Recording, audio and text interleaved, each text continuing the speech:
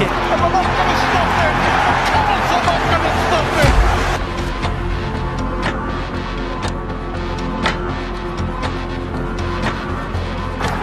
Headingley finishes it off.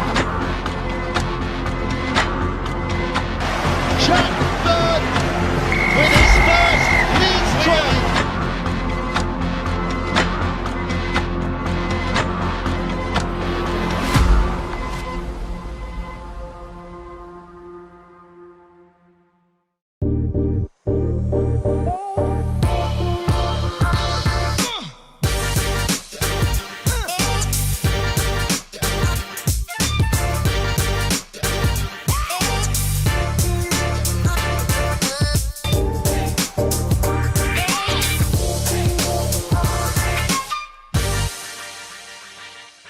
Welcome back to Matchday Live, everybody, and what a game day we've got coming up for you. Friday Night Rugby League is back here at AMT Headingley as Leeds Rhinos take on Toulouse Olympique, the first time the Rhinos have taken on their French opponents since 2022. What is in store? Well, we will just about find out if Brad Arthur's side can continue their winning streak after getting back to winning ways against the Bulls in the third derby last weekend. While Toulouse, they look themselves to also get back to winning ways after their loss to Catalan's Dragons. Wins are on the line. Wins are very much paramount at this stage of the Super League season, guiding you through this build-up to what is meant to be a great Friday night set of rugby league. I'm Dan Hawkhead, your host, and I'm joined by BBC Radio Leeds' Jack Conlon, as usual. Jack, a third derby win under the belt against Bradford, and what a way to do it. Nice to get back to winning ways and nice to be posting the points again. They looked good, didn't they? Leeds last week, They they looked really good. Not the finest performance of the season, but still got the job done.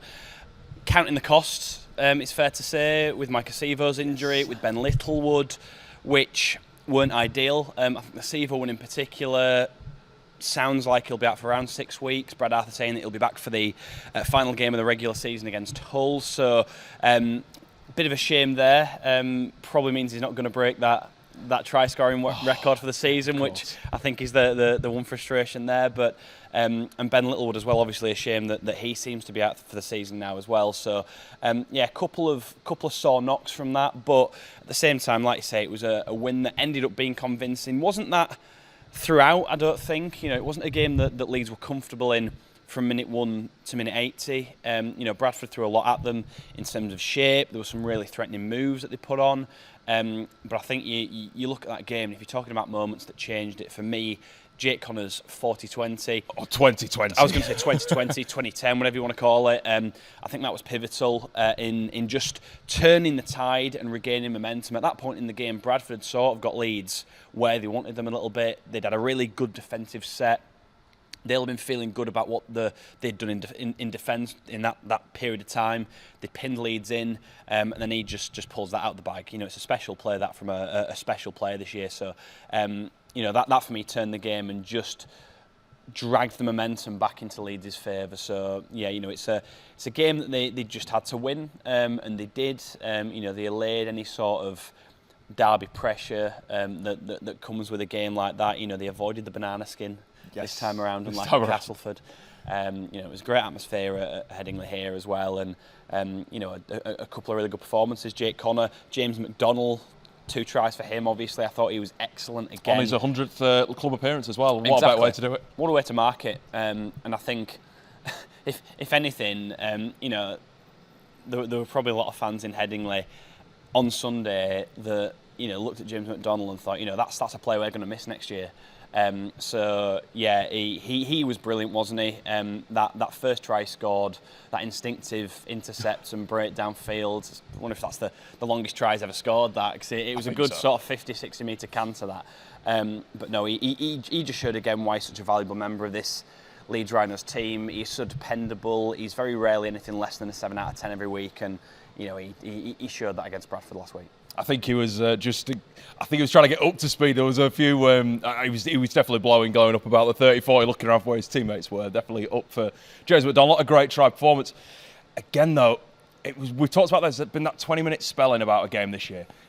That seemed to be the first 20 minutes. It was really on edge. It's a credit to Bradford for coming out and fighting the way they were. Whether it's that bit of derby pressure that sort of pushes you to up your performances. But down on numbers, weren't down on spirit for really throughout the game. Even when they lost Jay Nikarima, that was, I think, a big crucial moment too. I completely agree, because for that period he was on the field, Nikarima looked like Bradford's biggest threat going forward. He's got that zip about him, hasn't he, where I don't know if it's just that acceleration and that footwork. He just looks like a player that can make things happen, and he did do that when he got his hands on the ball.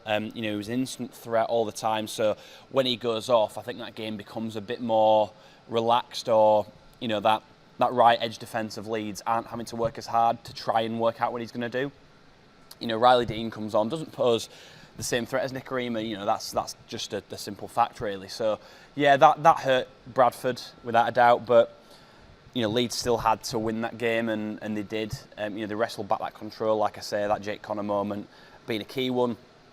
I don't think Brad Arthur would mind so much the fact that their lull, if you want to call it that, came in the first 20 as opposed to like the middle 20 or something like that. Just for the fact that in a game like that, you always expect a team to come at you, especially in a derby game, especially when it's Bradford. Yeah. You'd expect that from them. You'd expect them to come out the block quite quickly and try and put some pressure on you. So that is just a natural reaction, I think, from a team to start a game. If that lull is coming in the middle chunk of a game, then that means you've taken your foot off the gas, or you've, let your concentration slip. You're not on it as much as you were in that first period. And I think that's where the slight bit of concern comes in some of those performances we have seen against Toulouse, funnily enough, against Bradford at Magic Weekend. The fact that Leeds were on top and then something changed in their attitude, to just allow their opposition back into the game. So I think that's more so where the concern would come about those lulls in matches, as opposed to it being that first 20 minutes when you are just expecting the team to come flying at you, as Bradford did on Sunday. It'll be interesting to see just if we can solve that puzzle today, because it definitely nearly beat us against Toulouse. It's a really great point you bring up there, Jack. Back on home territory, back against Toulouse. Kind of a side this year who I would say have over-exceeded in terms of as a promotion side. They only had 5 wins last time they were in Super League in 22. They're now up to 7 wins this year. They're a club with big ambitions. I know from when our guys went out over back in June and talking to the sort of people behind the scenes at Toulouse, they're really looking to build a programme, much like Conlon have done over in France. They're looking to be that next big French powerhouse.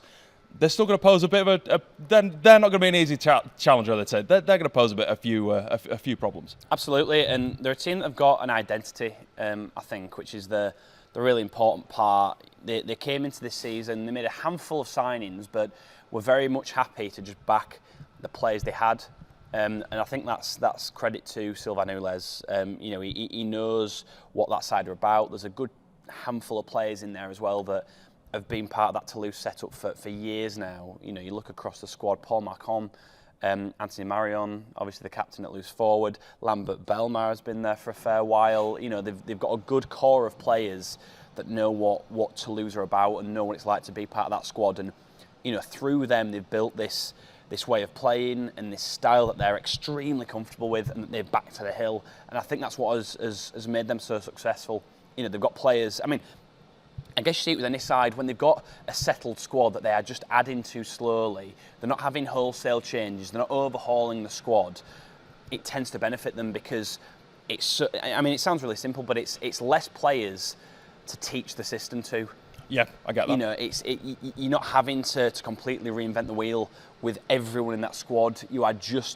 You're bringing in a handful of players to just pick up bits that everyone else already knows, and I think that is where they've been really successful. As I said, they've just backed the way they play. Their players have stepped up as well, I think, is another point. There's players there that before this season no one would have really considered as Super League players. Machid Jussom has been a revelation in the back row. I think Benjamin Laguerre on the wing has been fantastic. We're going to come on to these players later on. I know. Ollie Ashell-Bott goes without saying, what we're playing this week, but again, outstanding player. Put himself in the Man of Steel conversation. So there's rightfully players, so, by the way, on that. Without a doubt, he's been so good. There's players there that have just really stepped up. Whether or not that is the adrenaline, I guess, of moving up to Super League and just knowing that you've got to step your game up. Whether continue it next year is another question. Who knows? But regardless, yeah, they've surprised a lot of people. They won't have surprised themselves, I don't imagine, because again, they strike you as a group of players and a coach that that very much have confidence in what they're doing and that what they are doing is right and is going to be successful for them. And that's very much what it's proved in 2026. When you look at the game we played back in June, along with the few games that you've seen him play this year, what's the danger? But when you talk about that style of play, what should Rhinos fans be looking out for today? That he's going to be the real sort of. I know they're missing quite a lot of players. We will come on to that in a moment. But which players are they going through? Who are they sort of? What are the little tricks that they're doing in order to catch teams out this year? I think they're very good through the middle and very quick through the middle as well. Now, it'll be interesting to see what they do against Leeds no Ashelbot, they've no Thomas Lacan. They've got quite a small middle unit. I say middle unit, I mean that sort of spine of Shorrocks, Lacan. Rougier is quite a slight player, Ashelbot as well. Brendan Hands isn't massive. Again, another player that doesn't play this weekend, so I think Leeds have chosen a good weekend to play Toulouse with the injuries they've got. But they're very quick through the middle. You'll see Ashelbot regularly take 2 or 3 hit-ups just during the yardage set, just because he's got that pace to beat the line speed almost, or try and beat the line speed as much as he can to make those meters and just carry them forward. He'll quite often take the last tackle of the set as well, and then be leading the chase through, sometimes from an offside position, so we'll have to give the opposition catcher 10, but equally he's dragged that line forward. They're very clever when it comes to gaining that yardage. Like I say, might be different this week given the players they are missing, but equally it might be quite a makeshift spine of Luke Porcelli, who again has been another player that stepped up, was playing for London last year. Toulouse signed him as a bit of a, I think, probably utility, someone that could drop in here and there, but he's been great playing in the centre for them. So really again, just another good pickup. Cesar Rougier comes back into the side as well. Jake Shorrocks has been really influential for them as well. Everything will go through him, I'd imagine. Yes.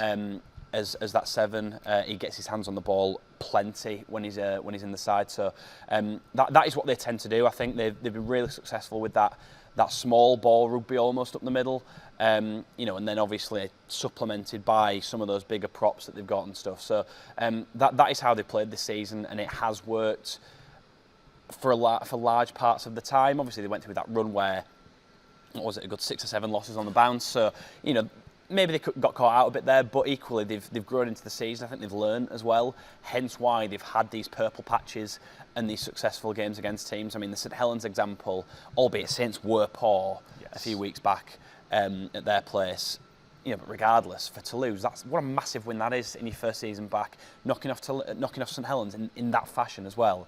Again, you can only play what's in front of you, and they absolutely took St Helens to the sword that day. So I think they've been a breath of fresh air, as have the other 2 newly promoted sides, in terms of how they've played and what they brought to the competition. So yeah, fair play to them. And when you say big games, I think when you look back to round 1, that shock win against Wakefield, 18-16.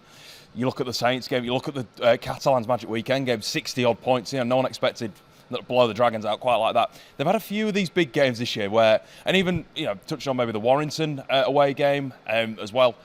They've had these odd games where they have turned up and they've showed up. A couple of times the scoreline haven't been in their favours, but using Wakefield, Saints like you mentioned, Catalans as well, they've been able to get the big wins over the line. And looking at, we've talked about that development into next year. They're going to be what you need to pride yourself on, aren't they? Is, look, these are where we've been really successful. It's now then honing the craft. It's bringing in players that can help win more of those style of games and then get runs like they have with 3 wins in a row. Correct, and they're an attractive prospect as well, I think, as a club to join. I mean, there's the south of France lifestyle that I think Catalans have very much used in their favour down the years to attract, some of those bigger names. Come and live in the south of France. It's great down here. It's lovely. I don't blame them. Absolutely. Why wouldn't you? So I think Toulouse have got a relatively similar pull. I think on the back of this season, I think you can see the project is there and that they are onto something, that Sylvain Ulez does have a style, and there's something that they trust there, very much so. So yeah, I'll be intrigued to see what their squad looks like in 2027. Again, we wait and see if they will be a Super League side. That I know is a massive conversation, and one that I don't think anyone really knows the direction it will go, as to if there is a team that will be promoted, if there's a team that will be relegated, if things will stay as they are. I do think it'd be a real shame if Toulouse or Bradford or York went down.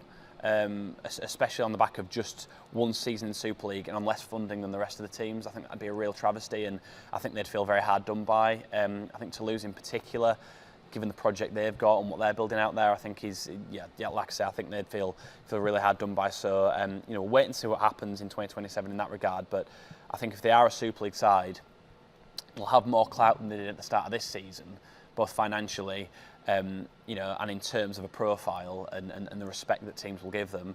And I think that will allow them to sort of fish in that bigger pond and try and look at some bigger players to bring in.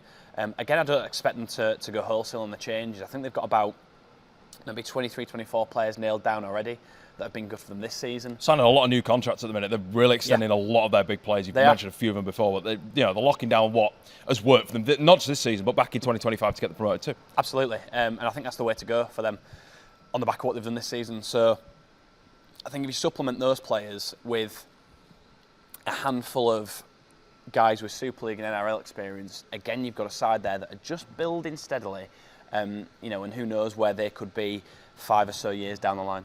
It sets up for some really interesting conversations to come, not just next year, but like I say, Toulouse for years to come now. They obviously lost to the Dragons last time out, looking for a first win at AMT Headingley in their club history. There was a Challenge Cup match a few years ago, but it was Super 8s the first time these two sides met here back in 2018, met in the league for the first time in 2022. Using a bit of confidence from that June game, what do you expect them to come out here and do with the injuries they've got? So just running you quickly through a few of those injuries. Obviously, Brendan Hans is out of the lineup. He's out for a couple of weeks now. Ollie Ashall-Bott's got an indefinite return. We're not quite sure when we will see him back. A big miss. Like you said, Thomas Lacan is also out for this one, as well as James Romanus, who has been one of those players brought in from the Championship that has worked really well with Belmar. So they're missing players across the park, Jack. What do you expect? It's not a total Bradford conversation again, but how do you expect it to change this week from what we've seen in previous weeks? Well, it's hard to predict what they'll be like, just given the players that are out and how influential they are. I mean, I think generally when you look at their forward pack, that's relatively changeable. So I think, respectfully, Rumenos is probably the least, the one that they can afford to miss the most out of those players, that group of players. But I mean, Ashall-Bott, you look at the way he's been playing in 2026. He leads, I think, Toulouse's stat charts for just about every metric. Everything. Tries, I think. Certainly assists, he's up there. Running meters, carries, tackle busts. He's just so effective. And I think he very much fits that sort of modern-day fullback. You see it a lot in the NRL, where it's the smaller bodies that have got that burst of pace, that agility, that tend to have that success. I mean, Jay Field, Lockie Miller are good examples in Super League as well. So he has been so good for them. He's obviously a big miss whenever he's not involved. Brendan Hans, I think, has been outstanding at dummy half. He's been again really a player good, that's been quite quiet in the way that he's gone about his business. Again, I think one of the top tacklers in Super League. So yes. You can see the work he gets through defensively as well, which again perhaps gives a hint on how much Toulouse do defend during a game. But again, he's been great. He's got a good kicking game as well, can get out of dummy half and put his boot to ball. His distribution is just solid. Thomas Lacan scored 2 tries in the reverse fixture in the south of France against Leeds. Very good as a support player, a player that has sort of worked his way again through the grades, had spells in the Championship with Featherstone and Newcastle Thunder as well, I think, at one point. So again, he's a player that has sort of just chased that dream and is finally, has landed in Super League. So, there's obviously players there that are so influential to this side, and you take them all out, and it sort of opens up that question as to how Toulouse adapt or change. Do they do the same thing? And ask those players that are replacing those guys to just try and to the best of their ability replicate what has been good by Ashall-Bott, by Lacan, etc., by Hans. But I think it without a doubt will unsettle them, as it does any side when there's injuries.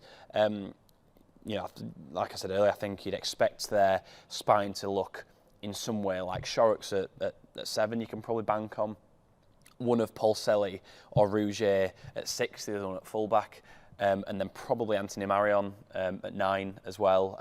We've got Hugo Garrigue off the bench as well as an option at hooker. Baptiste Rodriguez is another one that they could roll there. So I'd say he's back for today, so whether he would potentially slide in. I don't know whether they like Marion at that or whether they see him more as a lock. I know he's played a bit around the pack this year. Well, that's the thing, and I think they are unpredictable in that area now because of those injuries. So yeah, who knows? We'll see what the lineup looks like very shortly, but. I think Toulouse will be a bit frustrated that they come into this game with some of those injuries. As for Leeds, I think it's a perfect time to be playing Toulouse because you take out those threats and all of a sudden they'll be scrambling and trying to find other ways to try and unlock these Leeds defence because as much as Paul Selly has been great, Rougier has been good. I mean, he again was a real big running threat in place of Ashel Bot, funnily enough, when Leeds went to the south of France. They don't provide the same options or they don't do the same thing just naturally because it's not their game. So they're quite a hard team to predict coming into this one in terms of how they'll play and how those players will play. But yeah, I think Leeds have probably fallen on quite a good weekend to play them. Saying that, there are some big players coming still back in. They've been able to lean back on some really definitely experience. So you've got Paul Marcon's obviously back, hopefully for his first game of the year. Great to see him back out there. Joe Bretherton as well, Baptiste Rodriguez, and then Victor Conlon, who's one of their academy players coming through. For the Rhinos, we'll bring up the 21-man squad now. That's just below you. There's just been 2 changes for Brad Arthur this week, with obviously the news about Mike Acevo and Ben Littlewood. Subsequently, looks as though Zach Lloyd will be making his debut, but let's just we'll come on to Zach in just a moment, but looking at how the system changes, we've talked a little bit pre-show about what happens for the Rhinos in terms of the backline. How do you see it looking? Because Acevo's going to be a massive miss. It's hopefully back for round 27, is hopefully where he's coming back. But how do you see that backline adapting? Because is it a Riley Lum job? Is it an Ed McCormack job? Who do you see coming in? Yeah, it's interesting. I was sort of thinking through the Acevo injury through the week, and obviously it is a big loss. I mean, his try-scoring record this season speaks for itself, and no one can deny that. And I think there is no better player when it comes to scoring a try on the wing over 10, inside 10 metres than Mike Acevo. That is his bread and butter. But realistically, I think when you look at the bigger picture and you look at the Leeds side, there are worse players that Leeds could lose. If you take Jake Connor out of that side, if it's him that's broken his arm and he's out for 6 weeks, then it's more so panic stations. Yes. If you take Lockie Miller out of that conversation as well, there's other Brodie Croft is another one. There's other players that you take out of that squad that would have more of an effect on the team. That's no disrespect to Mike Acevo. He's been brilliant this year, really has, and he's obviously such a popular member of that side from a fan's perspective. You hear his name chanted every week. Yes. And seemingly inside the playing squad as well. So yeah, they will miss him as a threat on that wing without a doubt, and an outlet to try and find to put in the corner and create some space for. They will miss that, but equally it could be worse. Now in terms of replacements, I think your obvious one would be to bring Riley Lum in there. Now I thought Brad Arthur was quite non-committal on that. Okay. He was asked about it at his press conference this week.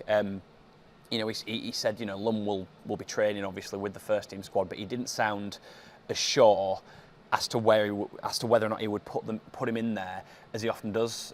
Brad Arthur's got a fantastic knack of telling us, the media, of who he's playing week in, week out, and it's a breath of fresh air in that respect, let me tell you. But he didn't sound overly confident or certain that Riley Lum would play, which I thought was interesting because for me that is the obvious switch.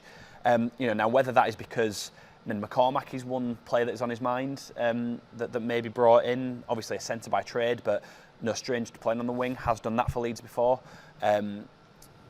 Likely to depart the side at the end of the season. I don't think that's been confirmed yet, but all the noises are. Seems like everyone knows it, doesn't it? That is going to happen. So do you put him in regardless of that, or do you stick with a Riley Lum and an Alfie Edgell on each wing, 2 players that are going to be here next season and possibly beyond as well. So it depends how short-term or long-term, I guess, he's viewing that particular position. But for me, I think Riley Lum is the obvious choice, given that he's got the runs on the board, and given that whenever there is a vacancy on the wing, it seems to be between him and Edgell as to who will drop in there. I thought Edgell was great last week. He's brilliant. Looked really good, really solid, on that wing. I think it looked really interesting actually when it seemed genuinely like there was 2 fullbacks returning the ball Yeah. You know, when those last tackle kicks came in from Bradford, you had Edgell and Miller there, genuinely looking like two fullbacks at once. You know, just deciding who was taking what at which time, and I think that's the benefit of having someone like an Edgell, who is a fullback by trade again, but can play on the wing. You know, and can do a really good job there. So, yeah, for me, I think Lum would be the obvious choice.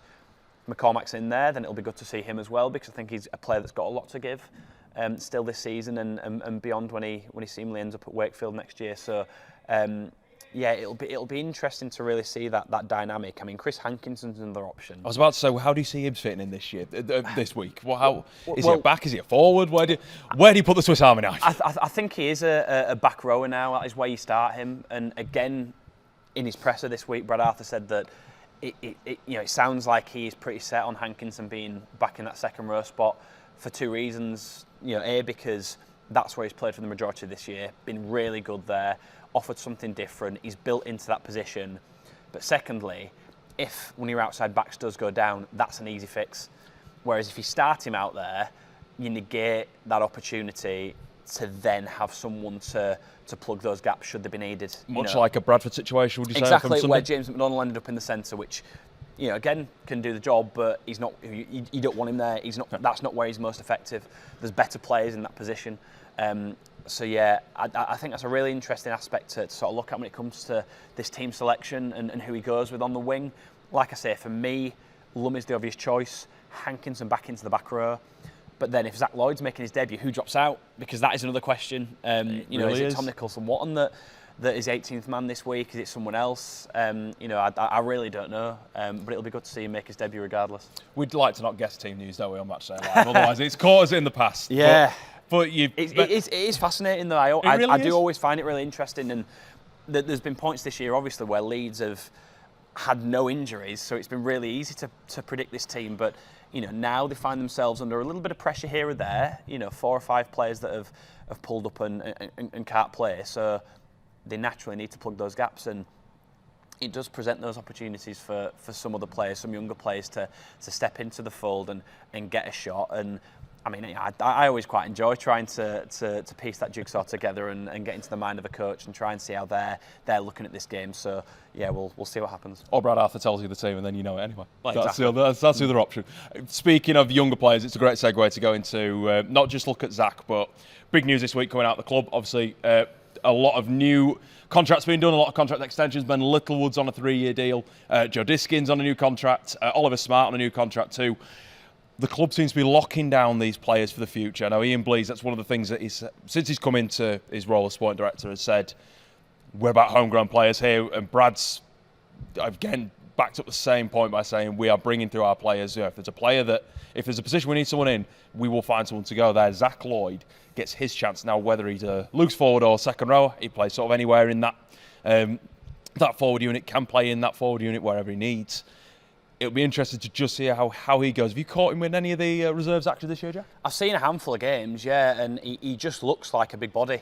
It really is, for 18. Exactly, yeah, for 18. Very athletic, going forward. And yeah, a player that I think people will really enjoy watching. I mean, I think that the natural thing to do when you see young players is always try and compare them and see who you think he looks like. I've not quite got to that stage yet. Maybe a bit of a James McDonald, perhaps. Okay. Just in the sort of body type and the way he hits. You've been quite definitive this year with who you've sort of comparisons between players. Yeah, you got one that you don't know. I'm not sure. We'll see what he looks like when it comes up. You know, when he comes up against men and he faces Toulouse. So yeah, not too sure what to sort of really expect from Zach Lloyd. Again, he's a player that I think he's played a handful of games, hasn't he, for Hunslet, I think, on loan. Yes. Maybe on a couple this season, but has largely been a player that they've kept in house, which, you know, I don't know if there's any sort of science behind that, but we saw that with Fergie McCormack. You know, his debut for Leeds this season was his senior debut. He's a player that's never played in the Championship or League One as it was, whereas, you know, Zach Lloyd's had at least a couple of those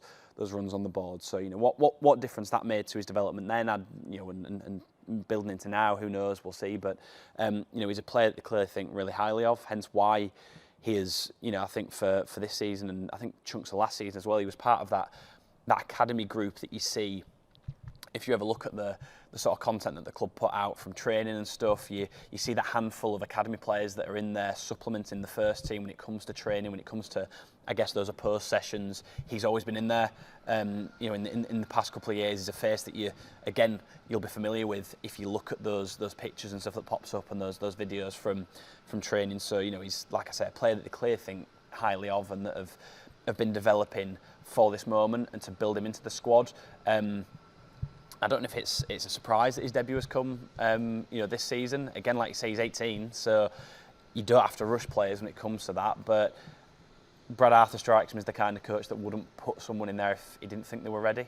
He wouldn't risk that, and so clearly in his mind, Zach Lloyd's done enough and has shown him enough to say that even at the age he is, he's ready for this next step up. So all power to him, fair play, and I think a lot of people are looking forward to seeing how he goes. Be interesting to see as well. Bear in mind, he's currently on an academy contract. Interested to see what news becomes of that after seeing what we have seen this week of the young players being signed on. What Zach's future looks like. Hopefully, it's still here. Well, I was going to say I would be very surprised if those 3 that have happened this week are the only ones.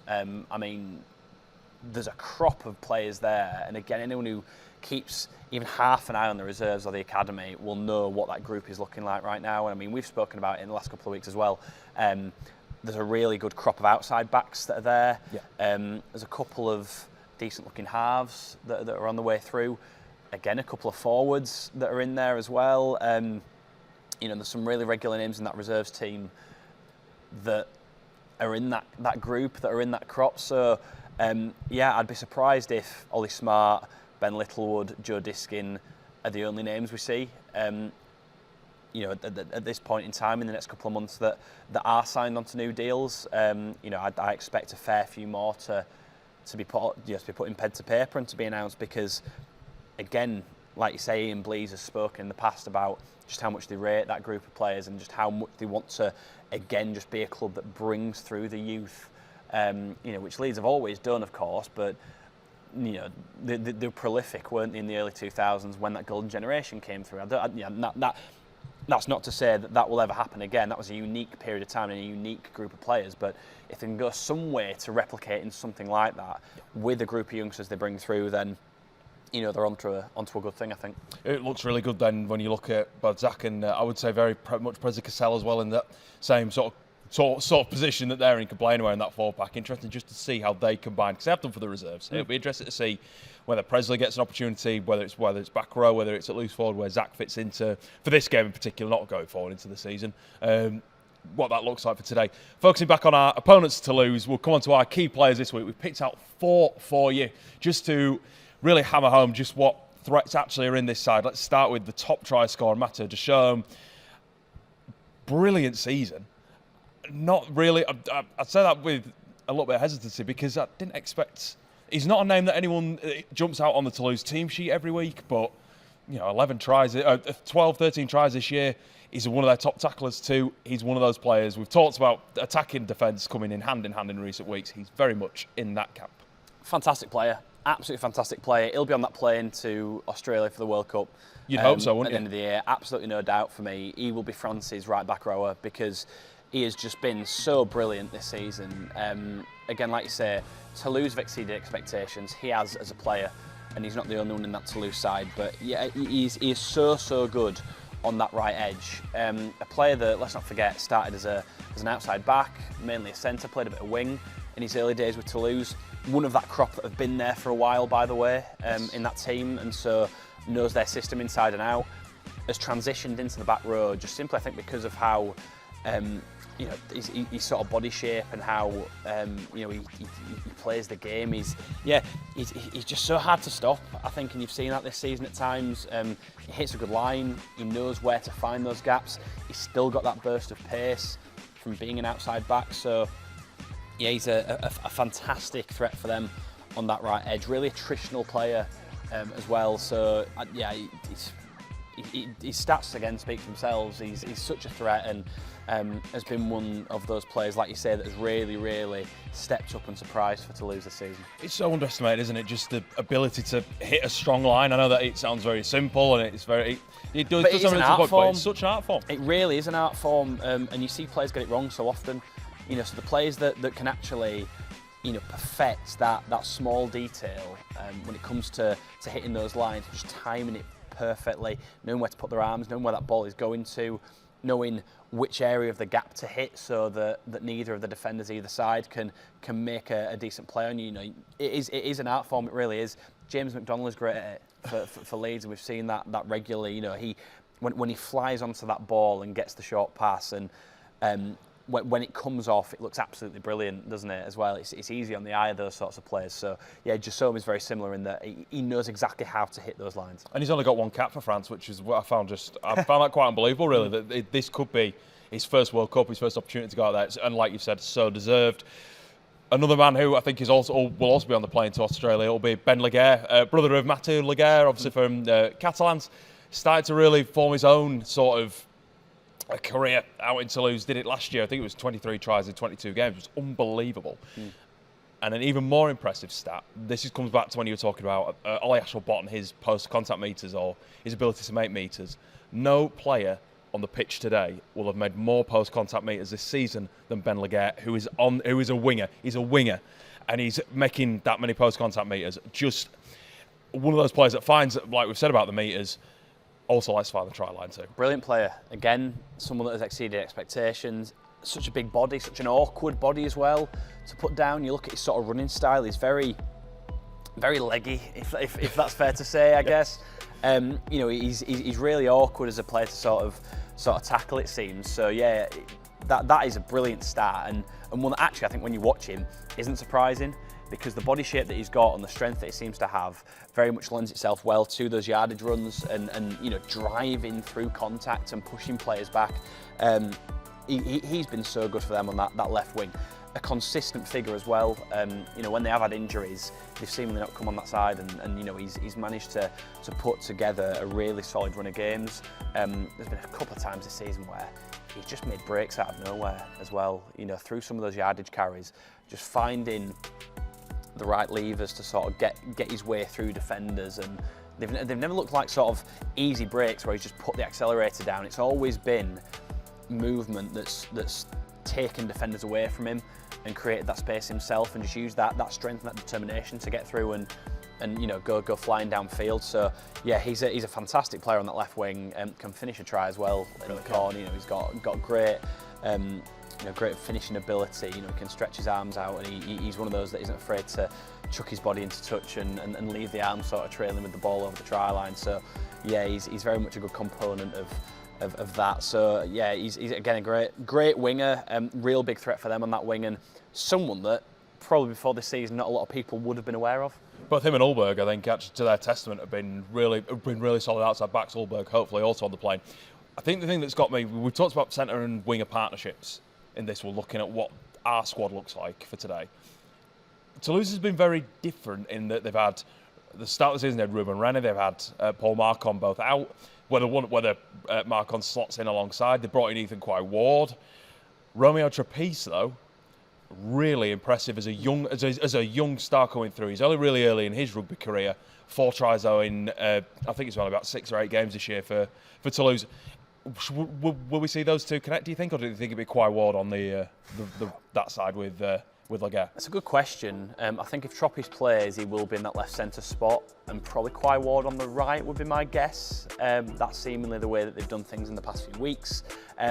I think it's another string to the bow, isn't it, of Toulouse is producing a player like Trapiche. It shows that they are still very much a club that is bringing players through. They've done that for a fair few years, hence why they've got Marion, they've got Jassome, etc. We could list the names off again, but they are bringing through another young crop of players. And he's not the only one. Again, Hugo Garrigue, who we mentioned earlier on, is in there. Victor Conlon, who comes into the squad today. Their reserve setup and the way that they work, for those who aren't aware, Toulouse have got almost a second string team that compete in the French league, in the elite league. So they almost have a feeder club already. Catalan do similar. They've got Saint Esteve, who play as their sort of feeder club, and they play in the French league as well. So it's a tried and tested method and system, And Toulouse are now profiting off it as well, because they've got that hotbed or that breeding ground rather for young players that they think have got a chance at stepping up to Super League, but they want to test them first, make sure they get the runs on the board and get up to speed. They'll test them in the French League, which in itself is a really entertaining competition, by the way. There's some really, really funny names that end up in that competition that you'd never think of. Familiar names? Well, I mean, up until recently, Conrad Hurrell was in there. Oh, yes. So, I mean, that's just one example. There's some really random names that just sort of turn up and are quite interesting. Seemingly, again, players that quite like the idea of the life in the south of France or wherever it may be. So, it's not like it's a credible competition without a doubt. But then they've got that chance then to step up into Super League, and Tropice is one that's done that in the last couple of years. They really rate him highly as a young centre, young outside back. Again, he's built quite well. Probably got a bit of growing still to do, but the signs are all there that he could well be a top player for years to come. And he's only 21, so I think actually when you look at not just him, but I think you look at Alexis Lees at not drawing the Catalans comparisons, but you got him there. You got Mathieu Pons signing a new contract until 2027, I think, as well. So that's at Toulouse. So they're keeping those homegrown players in house, and much like ourselves, are really backing the system that's behind them, backing what's to come. Cesar Rouge, I feel like we've talked enough about him, but I know you touched on it a little bit earlier. Where do you see him fitting? Is he a halfback today? Is he a fullback? Really hard to decide. I'll go out on a limb and say he'll play in the halves. Ooh. That's what I'll say, and Paul Selly will be the fullback. But I think they're relatively interchangeable, though, and I think certainly in attack, that's what Toulouse will look to do is interchange the pair of them. Jake Shorrocks will probably be first receiver for the most part, and Rouget and Paul Selly will just play those sort of supporting roles, where they'll link into the line and be second receiver and try and create opportunities for those outside them. So I think probably on the team sheet it'll be Paul Selly at fullback, and in defence he will probably be the one back there. But I think when it comes to the attack, they are both kind of players that can just link into the line and, as I say, just interchange either side of Jake Shorrocks. And looking at both teams, just focusing on, obviously we're at that point in the season, how we're here. I don't know how we're at this point of the year where we're looking at run-ins, we're talking about teams looking at momentum.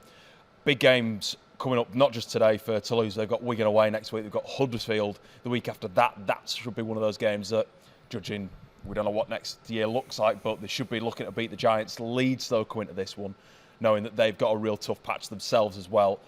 Wakefield away, Lee at home. Are we starting to look at games now, Jack, and look at these need to be must-win games, or not as such, you'd argue today needs to be for both sides? Are we now looking at earmarking which games are must-wins, which games we could get a result in, and which games are potentially going to be dead rubbers? I think you're more so looking at building into the playoffs now. I think Leeds are in the playoffs. Not mathematically, I don't think still yet, but I think they're there. Yeah. I don't think anyone would say otherwise. On the basis of this season, I think what they really need to do now, and what a lot of people will be looking for, is yes, you look at some of those games that they've got. Like I say, I think Wakefield's massive. I think Lee is massive because of where they are. They're still sort of just about in that scrap amongst those teams that are trying to secure top six. I think they're really in the contest when you look at St Helens at the minute. I think Lee are very much without in the conversation. For me, I think Lee are probably a fourth team that are just about nailed on alongside Leeds, Wigan and Wakefield. I think Lee will end up being that fourth place side, and I think it's then a three-way battle for two places between St Helens, Warrington and Hull KR, which again, I think when you look at the run-ins, they're really fascinating to see who's got the easy go at it for this last few games. Head back to last week's show if you want to watch that. We did a great breakdown on all those teams. Yeah, we had a look. I think Wigan is still a big test. Been saying that all season, really.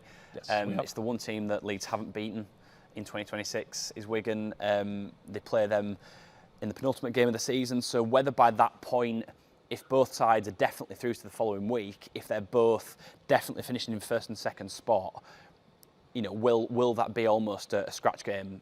Will it be one where they both put relatively rested sides out? So that may sort of just skew the view on what that game looks like. So for me, that is still a big test. I think Wakefield is as well, and Lee. It's not the easiest of run-ins, but the point I was going to make was I think it's all about ramping up now and looking at where you are, what you can do in these next 6 or so games, to give yourself the best footing going into the playoffs.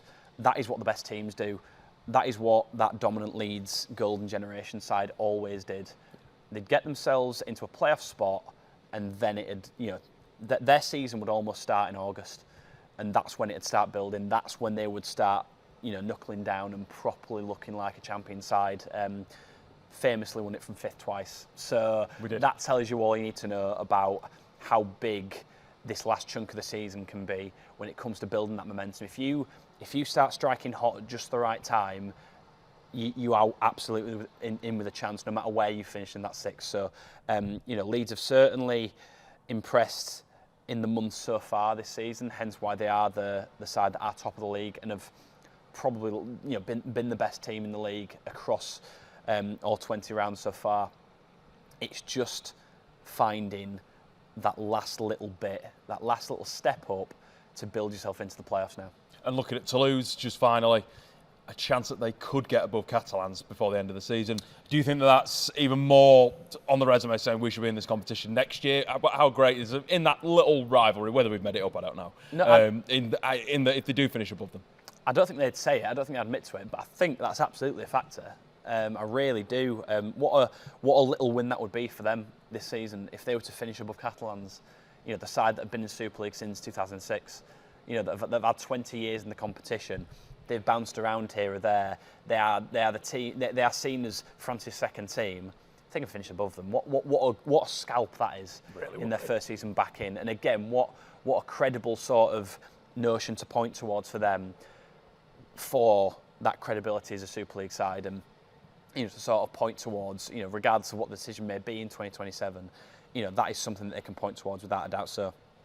Yeah, they will probably have that on their minds, I think. I think they'd, like I said, I don't think they'd say it publicly, but I think that probably is a factor, when it comes to sort of just chalking off those many achievements. I mean, the fact they've got 7 wins on the board already is fantastic for them. So, no, I think that will be something they'll have in mind, and I think they've got games coming up in their last few of the season that will help them or can help them, achieve that feat.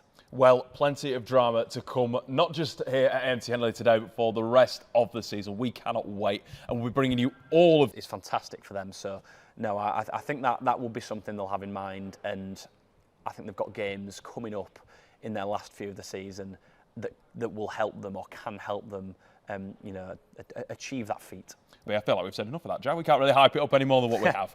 Of course, if you are coming down to AMT Headingley, we look forward to seeing you later on tonight for today's game. Kick off at 8 o'clock for that one. If you are unable to be joining us but want to watch live, we're a bonus stream on Sky Sports Plus. We know it's the school holidays, it's the summer holidays, so if you're travelling out to wherever if you're going to Spain, if you're going down to the just down to the south of England, you could of course listen all the way to our great friends at BBC Radio Leeds. Jack, you have full commentary of this one? We do, yes. James Dayton and Barry Eaton, your commentary team for this game. It's on all BBC Radio Leeds frequencies and on BBC Sounds as well. That coverage starts from 7 o'clock, obviously an 8 o'clock kickoff, so build up and full commentary on all BBC Radio Leeds frequencies. What a way to start the summer holidays. We cannot wait to see you down here.